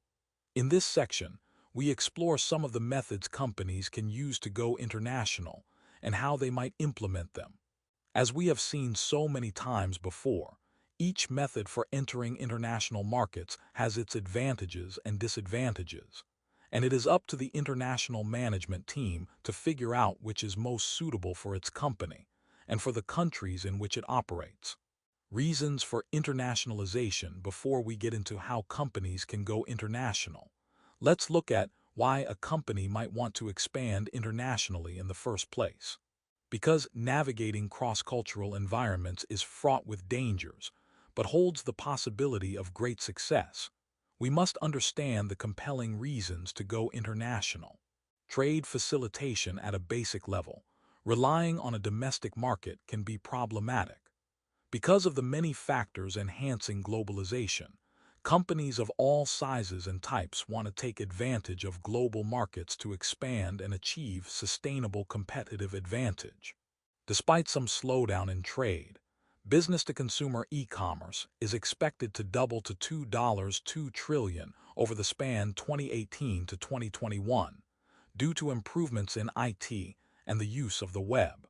Growth opportunities. Another critical factor that supports internationalization is that emerging markets such as China, India, Brazil, and Malaysia will continue to grow and present companies with tremendous opportunities. Research from the Boston Consulting Group suggests that such emerging markets experienced growth, as measured by GDP growth rate, surpassing more developed economies by 2%. 35. Furthermore, this research predicted that economic growth in emerging markets accounted for 68% of worldwide growth in 2013, despite an economic slowdown. Finally, experts also predict that incomes in emerging markets will continue to rise. How to go international. 1. Exporting. Given that it is critical for companies to go global, there are various means that companies can use to do so. The most basic and cost-effective approach is exporting, whereby a company sends its product to an international market and fills the order just as it fills a domestic order. Our earlier example of Dmitry Dvornikov, who was selling jewelry and table clocks made from Russian semi-precious stones to international customers on Russia's eBay, is a simple example of exporting. However, companies can also become more involved in the process and have dedicated offices in another country to tackle exports. In fact, some companies may find that exporting is so critical that they create a dedicated export department. Because exporting is one of the easiest ways to go international, it can bring many benefits. 36. Current research suggests that companies that export tend to be 17% more profitable than companies that don't. Additionally, exporting provides the ability for companies to defend their markets by becoming more competitive in other markets. Furthermore, by exploring international markets, a company can acquire critical cross-cultural management skills, thereby increasing the value of the company. Consider the case of Defeat International, a U.S. maker of socks for cyclists. 37. Despite several major disasters during the company's existence, it burned down in 2006. Defeat has been able to survive and expand thanks to the global market. The company hired an international marketing manager to get advice on how to develop a market strategy for Europe. Because of its strong research and development, Defeat International has been able to develop the best socks for cycling.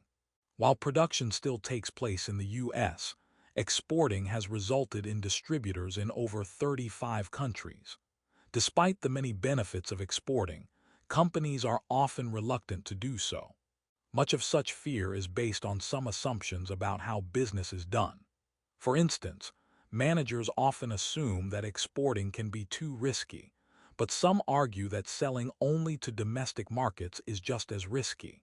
Some companies believe that exporting is too cumbersome or that getting paid for exports is too complicated and not worth the time. However, experts believe that exporting is not as complicated and can be easily done through the right channels. Finally, some companies believe that they are too small to export. However, Research shows that nearly 30% of all U.S. exporters in 2005 had 19 employees or less.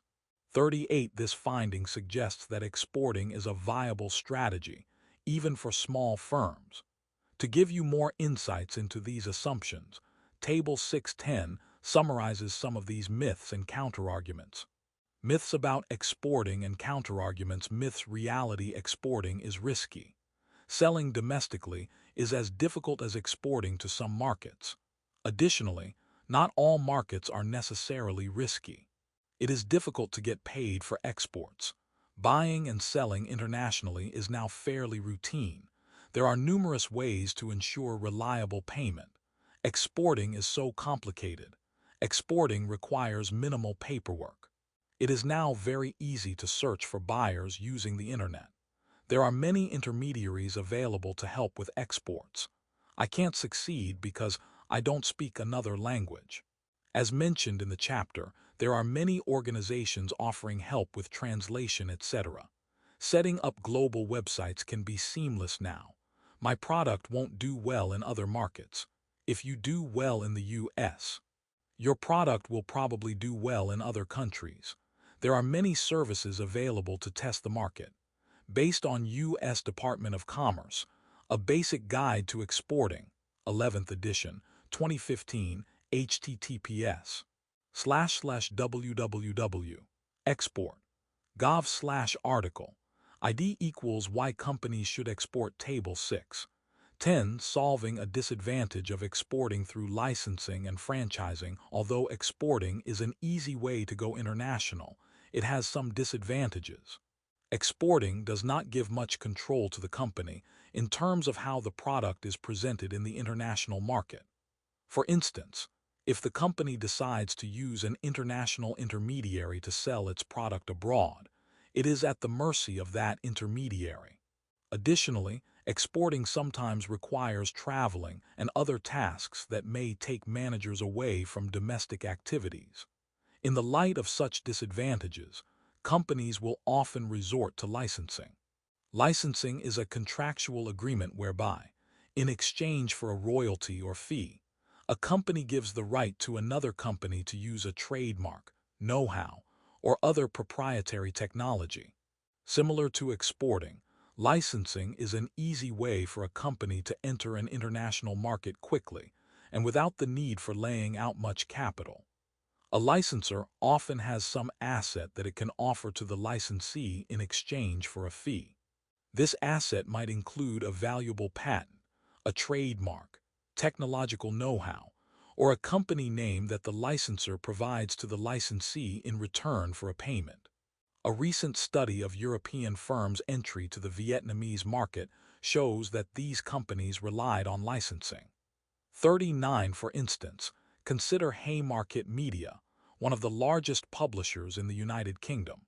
Haymarket enters into simple licensing agreements with the local affiliates to provide generic content to all worldwide licensees.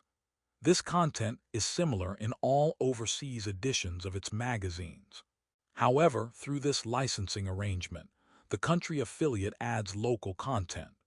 In this way, Haymarket has been able to increase sales of existing content by selling it in new global markets. International franchising takes licensing up a notch. Rather than simply license some specific aspect of the value chain, a company will license the complete business model. The business model usually includes trademarks, business organization structures, technologies and know-how, and training. Similar to licensing, the franchisor owns a trademark that the franchisee pays a royalty for. Additionally, the franchisee will usually pay for the right to use the business model of the franchisor. Many fast food companies have relied on franchising agreements to enter the Indian market. 40. As India has experienced economic growth, more people have greater amounts of disposable income. In addition, because more couples are now busy working, they rely more on fast food as a meal option. Companies such as McDonald's, KFC, Domino's Pizza, and Pizza Hut have all entered franchising agreements with local companies to sell their products. This move has proven to be very successful because the franchisors have been able to expand their markets, while the franchisees have seen significant profits in the local Indian markets. Similar to other forms of entry, licensing and franchising have benefits and disadvantages. In terms of benefits, both forms of entry provide the receiving company with an established brand or some other technological know-how that has already proved itself. The recipient of the franchise agreement doesn't need to build a new reputation, but can rely on a well-known international competitor. For the franchisor, this often provides a quick way to expand revenue from an existing business model. Additionally, while licensing and franchising are cost-effective ways to go international, the companies granting the license or franchise still retain control over their product. If things don't work out as planned, the licensor can end the agreement. For the franchisee, an added benefit is that corporate support is provided to help the company succeed. Disadvantages of licensing and franchising. Both licensing and franchising have disadvantages that can affect both the recipient of the agreement and the grantor of the agreement. For instance, a study of Indian entrepreneurs entering into franchise agreements with fast food companies in the United States reported that the master franchisor had too much control. 41. Furthermore, a franchise agreement can be risky and capital-intensive for the local companies.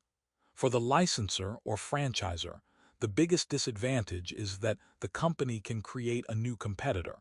While the host country laws may dictate the terms of agreement, local enforcement of these laws may not always be strong. Thus, a local company can therefore use the business model for its own purpose. Furthermore, compared to exporting, the licensor gives up additional control. Once the agreement is signed, it is possible for the licensee to sell the product at a lower price or with lower quality. This has the potential to affect reputation of the licensor. How to go international too. Strategic alliances. Because of some of the dangers of licensing and franchising, companies can often get even more involved in global operations by engaging in strategic alliances. International strategic alliances occur when two or more companies from different countries enter into an agreement to conduct joint business activities. Strategic alliances are often the preferred means of entry in emerging markets because they make it easier to do business in the country. A strategic alliance is a way for a foreign company to bypass barriers imposed by local governments. A prominent example of one of the most successful strategic alliances is the one entered into by Nissan and Renault in 1999. 42. In this case, both companies were facing situations in which finding an international partner made sense. Nissan had historically low profitability and needed to find a partner. In contrast, Renault had just ended a failed relationship with Volvo and also needed to expand globally. Furthermore, both companies had what the other partner needed.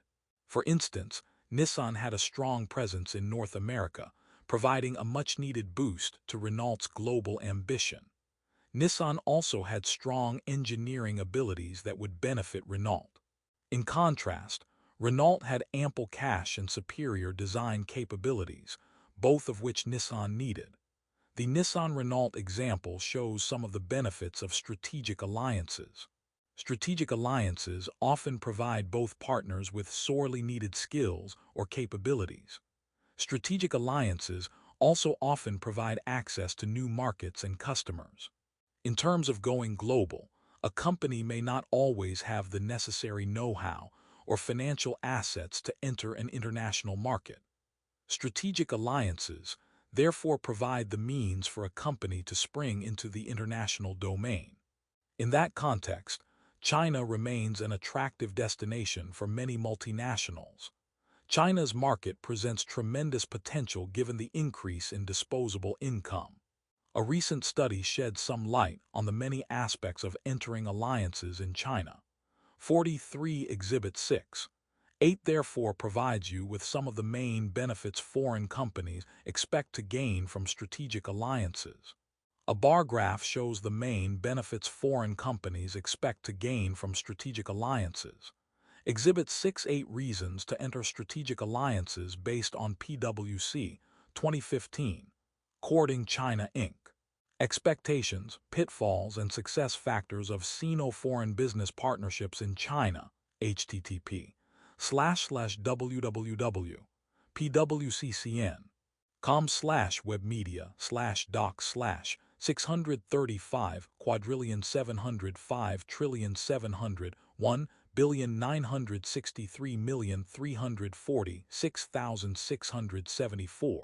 China Joint Venture. PDF. Strategic alliances also enable companies to share resources to develop new technologies and make technological advances. This issue is acknowledged by the South Korean government, which encourages South Korean small and medium enterprises to enter into strategic alliances with foreign partners as a way to gain access to advanced technology, as well as getting management skills to expand internationally. A recent study examined data from South Korea and found that entering strategic alliances also allowed companies to enjoy higher productivity. 44 disadvantages of strategic alliances. Despite these advantages, strategic alliances are notorious for high failure rates. A major reason is that strategic alliances are very difficult to manage. Additionally, strategic alliances often present partners with the possibility of acting opportunistically. This can occur when a partner tries to access technological know-how that they were not originally privy to. Alliance partners may also decide to refuse to agree to the original terms of the strategic alliance contracts. Finally, strategic alliances inevitably involve ambiguity and uncertainty. Properly managing such ambiguity is also necessary to avoid disadvantages associated with such alliances. Managerial leadership. McDonald's in India. McDonald's has had significant success in India. In 1996, it opened its first restaurant. Today, it has over 380 restaurants in India. McDonald's has been successful because it adequately examined cultural differences and found ways to address cultural challenges. As mentioned earlier, the practice of Hinduism, the dominant religion in India, results in preferences for vegetarian meals. McDonald's therefore developed many vegetarian menu items while also integrating local foods. It also recognized the very diverse nature of Indian society and offers appropriate regional and local foods in different regions. To enter the Indian market, McDonald's entered into strategic alliances with two companies that were responsible for different parts of India. 45. However, despite the success, McDonald's is currently embroiled in a business war with one of two individuals who helped McDonald's come to India. In 1996, McDonald's entered into a 50-50 joint venture with Vikram Bakshi of Connaught Place Restaurants Limited. Over the subsequent decades, Bakshi was able to expand McDonald's significantly in the east and north of India. However, in 2008, McDonald's tried to buy back Bakshi's share for $7 million. Bakshi used evidence from an accounting firm to argue that his share was worth $331 million. In the face of this challenge, McDonald's had Bakshi fired as an alliance partner in 2013. Bakshi has been fighting McDonald's in Indian courts. He sued to be reinstated and to be able to run his stores without interference from McDonald's corporate headquarters. When McDonald's tried to take Bakshi to the London Court of International Arbitration, he was able to get a local Indian court to agree that he was being subjected to oppression and mismanagement. Although another court has agreed to allow McDonald's to sue Bakshi in London, he is now appealing in another Indian court. This experience has revealed some of the worst fear of multinationals about the dangers of strategic alliances and the need to respect the local courts. Discussion questions: why did McDonald's choose to use strategic alliances to enter India? Why not use exporting or other means? Why is McDonald's facing challenges in India? What disadvantages of strategic alliances do these challenges reflect? What can McDonald's do to address Bakshi's concerns? What can McDonald's do about Bakshi's use of local Indian courts? How can multinationals adequately prepare for such situations? How to go international 3. Foreign direct investment. Given the difficulties associated with strategic alliances, some companies elect to be wholly vested in the host country. This final form of international entry, which we discussed at the beginning of the chapter, is foreign direct investment, FDI, which occurs when a company invests in another country by constructing facilities and buildings in that country.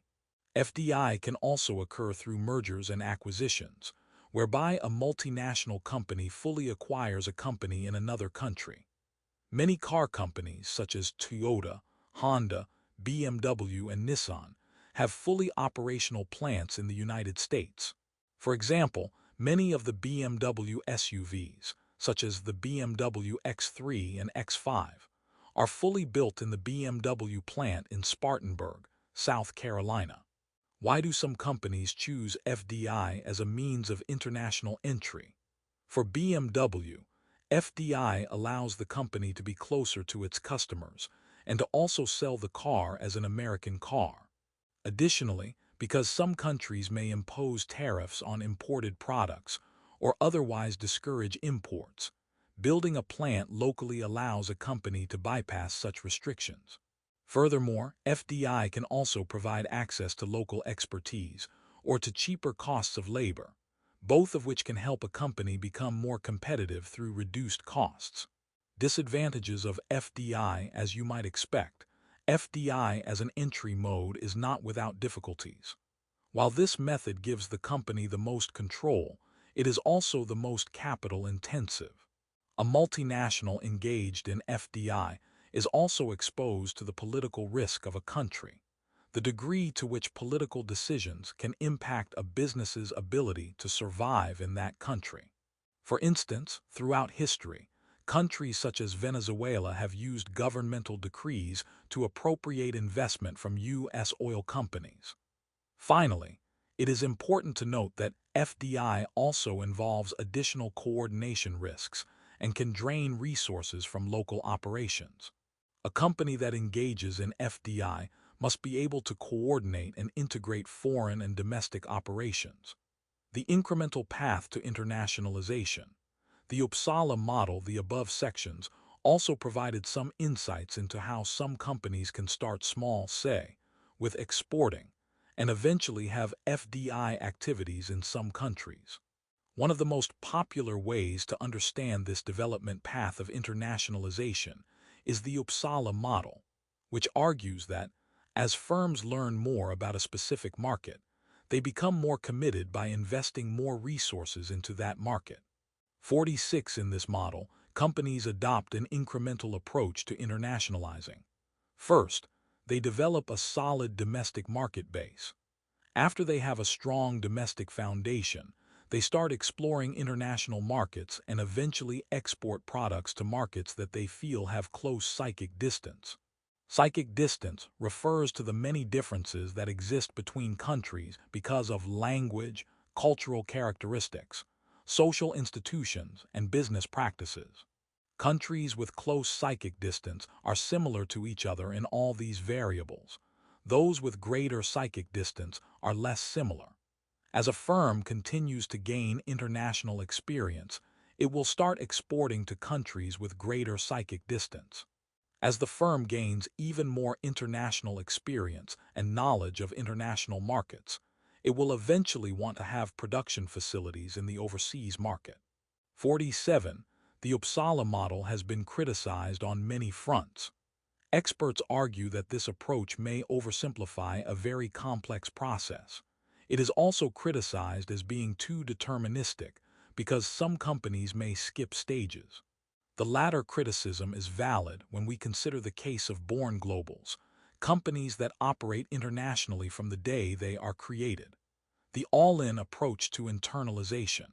Born globals are considered key to most countries' economic development. A recent report suggests that born globals were significant contributors to exports in countries such as Poland and Australia. Additionally, the Organization for Economic Cooperation and Development, OECD, a leading international organization comprising many of the world's leading economies, has argued that born globals were key engines that tackled the economic downturn that occurred after the financial crisis of 2007.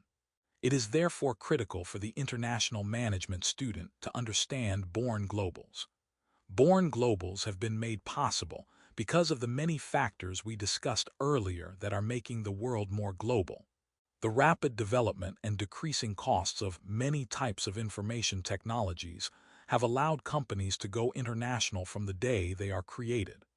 Consider the case of M-Pesa, the world's leading mobile money company, created in 2007 in Kenya.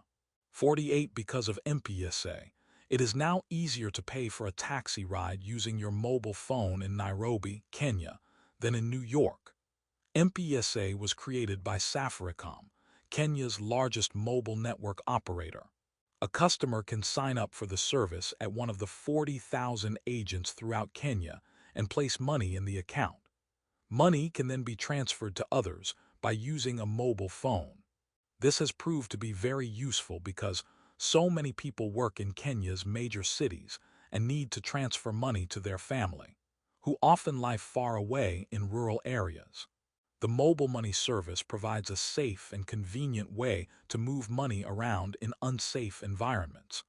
The development in IT has also allowed M-Pesa to quickly expand globally. Today it has 30 million users in 10 countries. 49 Current research suggests that born globals are unique in many ways. 50 When compared to other startups, born globals tend to have higher employment and job growth rates. Born globals also serve a wider global market than domestic startups.